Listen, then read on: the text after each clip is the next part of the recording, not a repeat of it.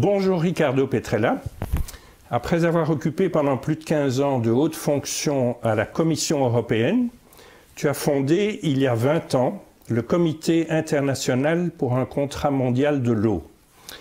Ce comité, que tu animes avec une énorme énergie, pose comme principe que l'eau est un bien commun, comme tu aimes le dire, et que le droit à l'eau est un droit inaliénable, individuel et collectif.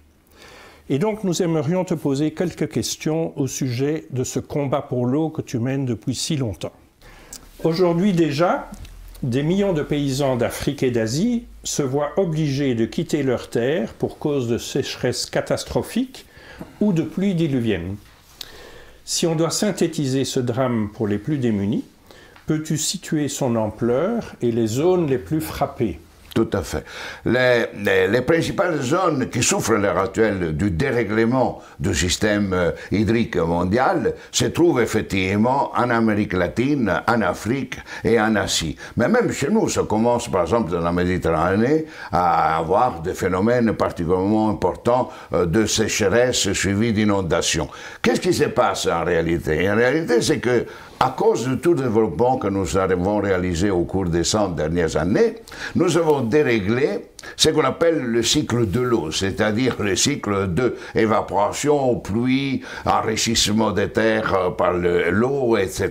Et ces phénomènes de dérangement se caractérisent par des sécheresses de plus en plus fréquentes, de plus en plus profondes et des inondations qui modifient complètement la capacité de la Terre et des êtres humains d'absorber l'eau comme élément vital pour la vie, non seulement pour boire les êtres humains, mais également toutes les espèces vivantes, les plantes, les animaux, tout est déréglé. Et alors l'économie, qui est basée aussi sur la terre, les semences. Par exemple, l'économie ne suit plus, l'agriculture est complètement modifiée. La qualité de l'eau commence à être très très critique partout de par le monde. Donc nous assistons maintenant à deux processus fondamentaux. La raréfaction croissante de l'eau, bonne pour l'usage humain et pour la vie sur la planète, et le manque de qualité ou la baisse de la qualité de cet élément important pour tout l'ensemble des espèces vivantes de la planète.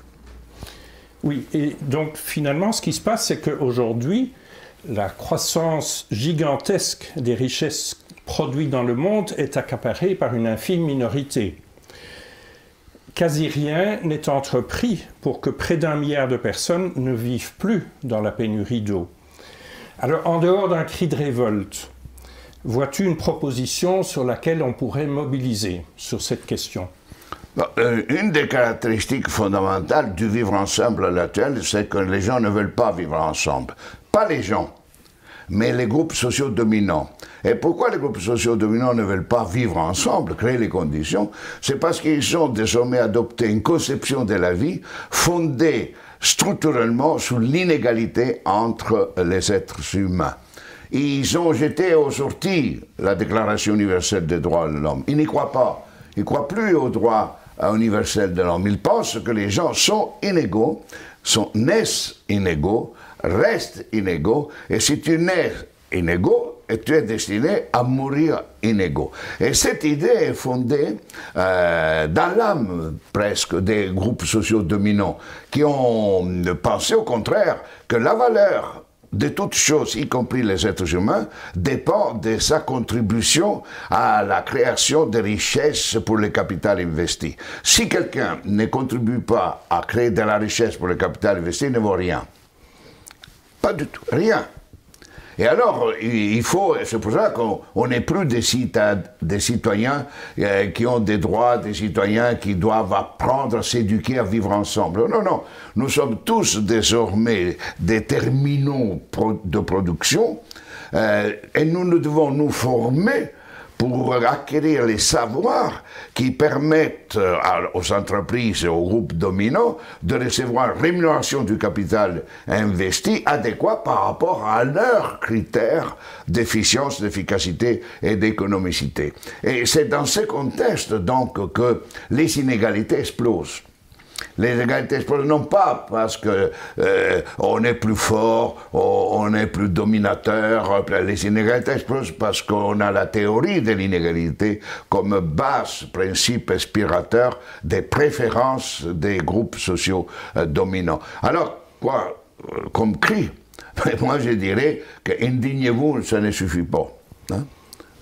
Révoltons-nous. Moi je dirais, habitants de la terre, debout. Allons contre les révoltons-nous. Jetons à la mer les dominants qui prétendent avoir le droit de faire la prédaction de la vie sur la terre. Ils n'ont pas droit. Les dominants actuels n'ont pas de légitimité de pouvoir. Ils sont en train de détruire la vie sur la planète, ils sont en train d'augmenter les inégalités entre les gens, et ils sont en train de réduire toute la valeur immense de la vie dans sa multiplicité à quelques mots simplement de rentable. Et ça, c'est un crime. Et nous avons, je ne dis pas comme les jésuites du XVe siècle qui étaient pour les régicides, mais nous sommes aujourd'hui en droit de prétendre que nous devons enlever les droits de pouvoir de gouverner la planète à tous ces ensembles de prédateurs qui sont, à partir des marchés financiers, sont les opérateurs qui transforment tout en produits rentables. Non pas les droits. Révoltons-nous.